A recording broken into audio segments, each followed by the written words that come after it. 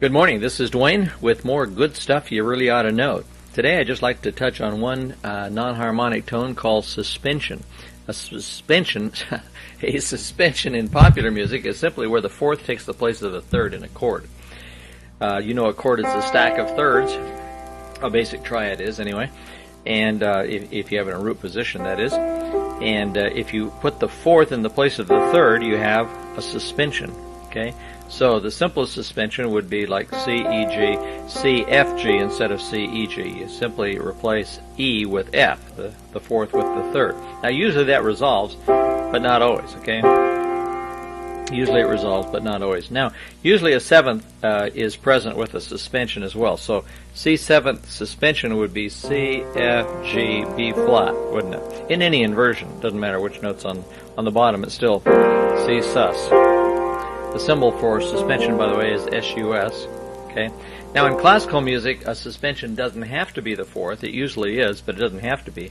It can be any note that has a hangover from the last chord. In other words, it's left over from the last chord. Look at that example. We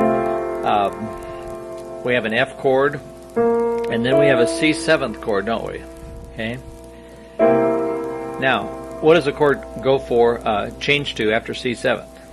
It goes to F, doesn't it? But what's that B flat doing in it? That B flat is the fourth of the F chord, the fourth of the F scale, and then it resolves to the third, so that's a classic suspension, okay?